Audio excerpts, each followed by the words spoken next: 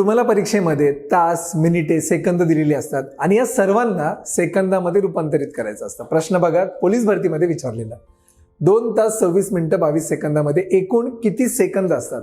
त्यासाठी तुम्हाला काय माहिती पाहिजे? सगळ्यात आधी इथे 2 तास दिलेला आहे. 2 तास. मला सांगा 1 तास म्हणजे किती सेकंद? 3600. लक्षात ठेवा, 1 तास म्हणजे 3600 सेकंद. 2 तास म्हणजे 2 गुणिले 3600 म्हणजेच किती येणार बरं? 7200 सेकंद. हे आधी लक्षात ठेवा. नेक्स्ट काय दिलेलं आहे? 26 मिनिटं. आता बघा 26 मिनिटं, मी MIN लिहितो, समजून घ्या. 26 मिनिटं, 1 मिनिट म्हणजे किती सेकंद असतात? तर 60 सेकंद. 26 मिनिटं म्हणजे 26 गुणिले 60. आता 26 गुणिले 6 तुम्हाला यायलाच पाहिजे.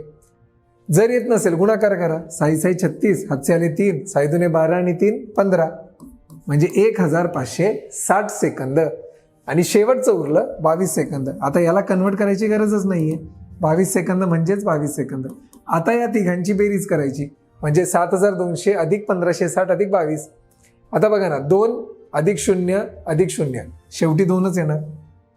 आधी ऑप्शनमध्ये बघायचं शेवटी 2 कुठे आहे.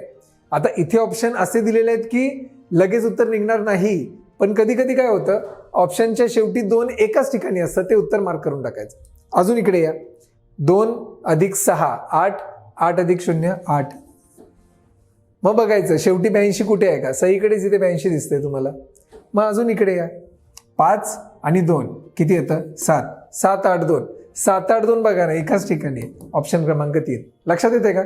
आणि थोडंसं अजून इकडे आलो आपण, 1 आणि 7 ते येतं 8. 8 7 8 2, ऑप्शन क्रमांक 3 आपण मार्क केलेला आहे. लक्षात येत आहे? म्हणजे फक्त उत्तर काढणं महत्वाचं नसतं, तुम्ही किती लवकर उत्तर काढू शकता.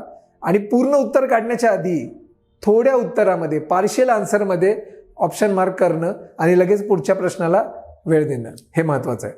व्हिडिओ आवडल्यास नक्की लाईक करा.